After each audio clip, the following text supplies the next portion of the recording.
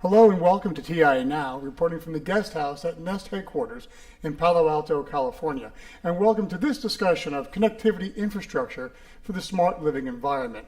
Here to help us better understand what's involved are Will Barkas, Senior Technology Analyst at Orange, and Anton Monk, Vice President of Strategic Alliances and Standards at Cohere. Gentlemen, thanks very much for joining us. Thanks for having us. Would you please just introduce your companies briefly and tell us about that, Anton? Sure. I'm with a startup in Silicon Valley, and we have developed some fundamental wireless technology that we're proposing into the 5G standardization effort, standards organization called 3GPP, which most people have heard about. And what we do is really enable the massive increase in spectral efficiency that people are looking for, and I think we'll talk a little bit about in the coming 5G wave. Cool. Yeah. So I work for Orange, a leading global telco. We have about 270 million customers in 29 countries. We're based in France, but we're in 19 countries in Africa, for instance. And we also have an Orange Business Services brand that does kind of enterprise IT and communications, where, among other things, we sell smart cities solutions and kind of M2M, Internet of Things, machine-to-machine communications.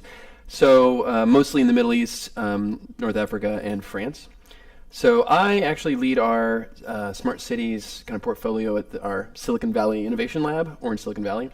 We're really interested in what's going on in Silicon Valley. Kind of, there's all this mythology around innovation happening here, but it actually is really true. There's a lot of stats you can back it up with. But we want to know what's going on, who's doing what, interesting things, like what startups are doing cool things, what are the interesting use cases, interesting business models, kind of more of the innovation side of things, I guess. The other hat I have is a morning a week I spend as a volunteer technology advisor to the Mayor's Office of Civic Innovation in San Francisco, where I work with the Chief Innovation Officer, Jay Nath, primarily around strategy and implementation of smart cities and Internet of Things for San Francisco. So what does that mean for San Francisco? And so I do that, I guess, a morning a week, so I can kind of wear both those hats in this conversation. Great. Well, thanks for that, both of you.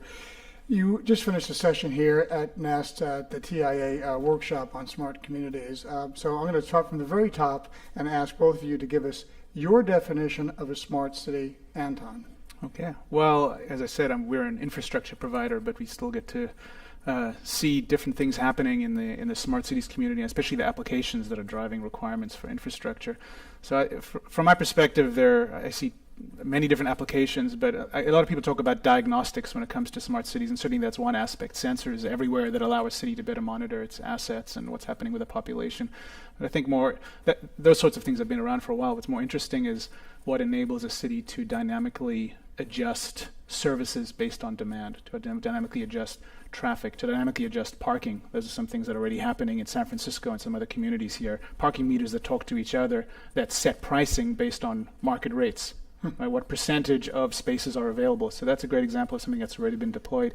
But the fundamental requirement for making this all happen is, of course, at the infrastructure level, whether it's IoT, device connectivity, very low data rate, or very high data rate. For example, information sensors, video sensors embedded in traffic, in lights, in street lights that are going back to data centers that allow massive amounts of processing to see what's happening in real time. And Will. Yeah, it's an interesting challenge. I mean, I think everyone has their own definition to some extent. As David mentioned on our panel, the International Telecommunications Union did a sort of study of this, and they found over 100 definitions, of smart cities, and then added their own to the mix. I guess, not to speak for Orange's, official point of view on this, but just to give my kind of thoughts. A smart city, so it's a term that's been around for a while. I think it's gone through waves of sort of love and hate among vendors as well as cities and various levels of understanding and all these things. So it's very complicated, but it kind of boils down to it's a locally defined idea, right? It's a locally defined idea based on the community needs in that city or community. It's also based on local political priorities.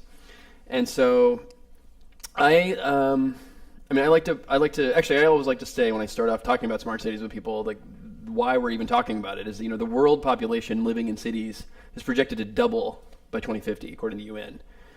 That's 2.5 billion more human beings living in cities with, demands for services and access to opportunity, right? That is, how do we do that, period? But how do we do that in the face of climate change and other issues, just, our water systems, our energy systems, transportation systems? It's a giant challenge. So I think the idea of smart cities is an idea to address that. And the idea is something around, it's a mix of, kind of modernization and digitization, kind of old school, just IT, really kind of continuing to be applied to real problems. It's also a mix of civic innovation, so figuring out procurement issues and the request for proposal issues and just city hall silos, for the power, old school power structures, and so some of it's old school public policy kind of challenges, and a little bit of it is about new ways of collaborating. I also like to boil the definitions down to data, connectivity, and collaboration. I think one way of thinking about it is having those three kind of broad buckets.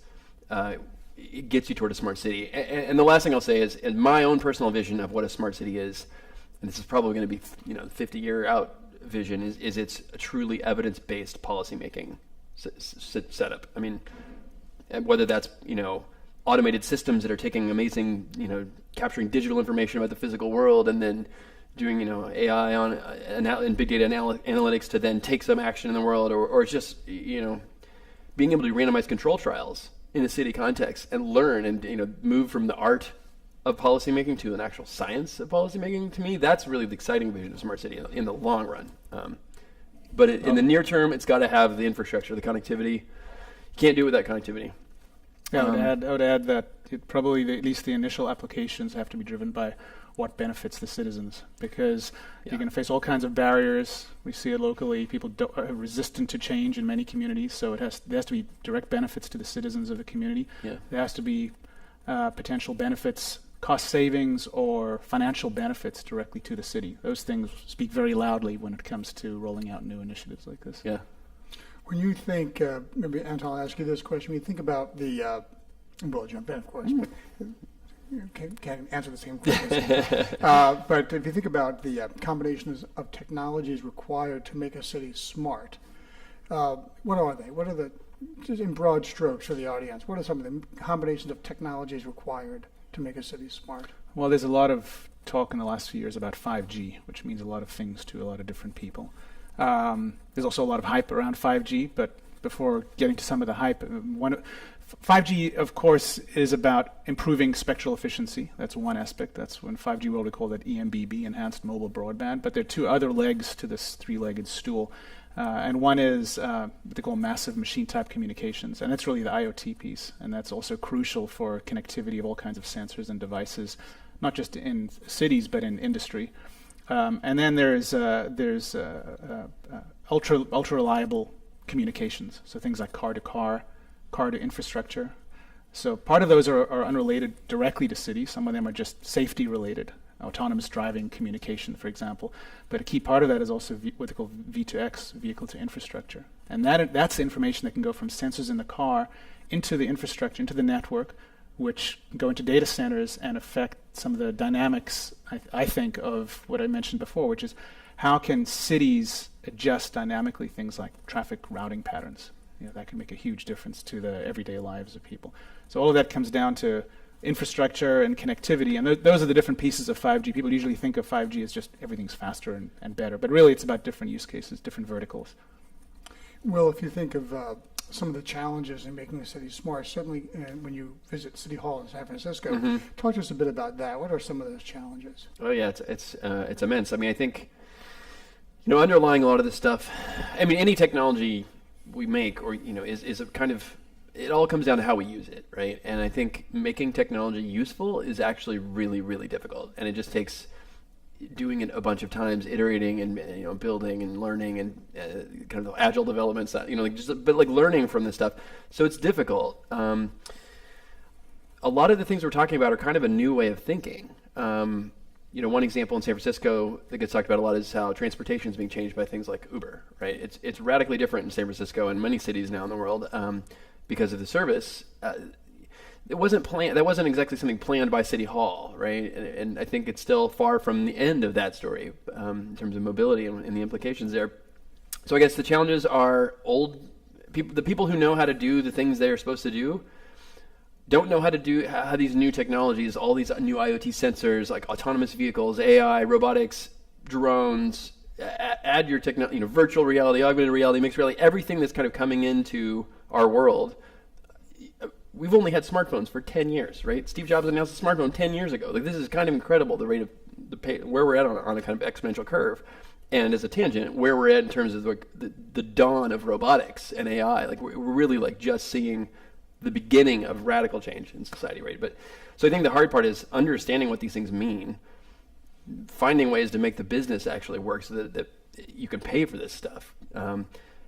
And yeah, so changing mindsets, learning new technologies, collaborating across power silos that have been, doing things as they have for a long time. I mean, a lot of this stuff is about long-term culture change. So there's a sort of slow burn to all of this. I think the importance of the chief information officer role in a city is just, cannot be overstated. That's a good example. So I'm working with, Jay Nath, Chief Innovation Officer. So not even information. There's information and there's innovation now. And Jay is actually the first Chief Innovation Officer in the U.S. And his position only came into being under this mayor in 2012. So that's 5 years, right? And yeah, think about what that means for a minute, right?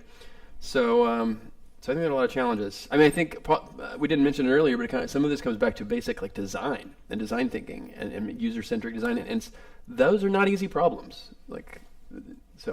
Interesting. Anton, you're talking about 5G a little while ago. You think about the role of cloud in making the city smart, and you hear about 5G and propagation and high presence, and yet you think about cloud. And so, what is the role of cloud in a smart city? Well, I mean, cloud, again, and one of those things that means a lot to a lot of different people. At the radio level, which we're not talking about specifically here, cloud could be basically moving significant portions of the processing into the cloud, because it's much more efficient to do that kind of processing, the massive MIMO, large antenna array processing back in the cloud. For that, you need very low latencies. And then you have an issue of, are we talking about millimeter wave, which has its own problems, requires very dense networks, very small cells, massive infrastructure costs, and line of sight, and will be very difficult to achieve ubiquitously in mobile communications devices.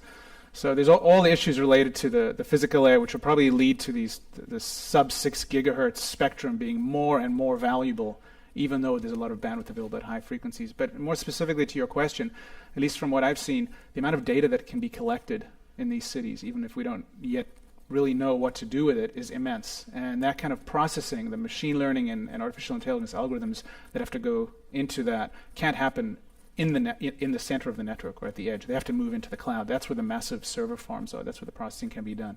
So, for example, in safety and security, if you have cameras, and people don't want to hear about having cameras everywhere and the problems associated with that, but they will be there. How do you rapidly detect faces from a security standpoint if you need to find somebody quickly? That kind of massive amount of processing probably needs to happen in the cloud. So I think it's a key component to not just 5G, but to smart city big data applications. Well, you talked a bit about your work volunteering at City Hall in San Francisco. What do policymakers need to understand to embrace investments in these technologies?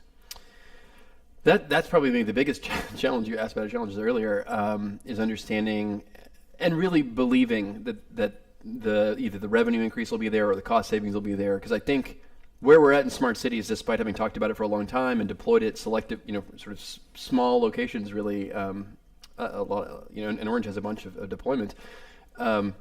We still don't have really robust examples that we can point to of, yes, you do this, you'll increase revenue in your city X amount, or you'll save this much money. And I think the areas where we're gaining traction with actual broader smart city solutions are areas where we know that we will save, like LED lighting, right? It's proven out that you will save a lot of energy and therefore cost, and that allows you to pay for kind of a smart infrastructure, or at least and it's still, the secondary use cases of streetlight sort of infrastructure, I think, have yet to be kind of proven out.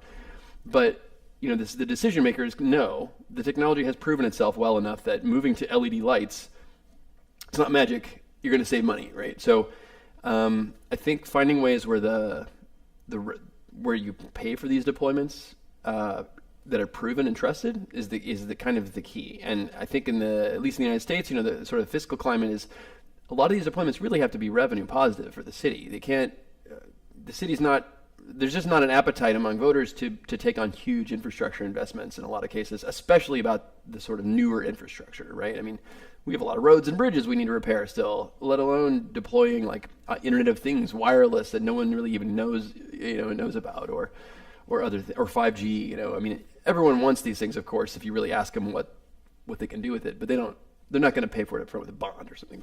So I think finding the business models that make sense for politicians as well as taxpayers, that's kind of the challenge. As a final question for both of you, if I may, and as a citizen of a city, I'm actually enthralled by whatever answer you can provide. How will citizens know they're living in a city that is smart? Anton? Probably with new applications. I mentioned the one that is most obvious and it affects probably just about anyone, parking. This is not a very smart application, but in the scheme of smart things, having parking meters talk to each other, you wouldn't have thought of a situation like that 10 or 20 years ago.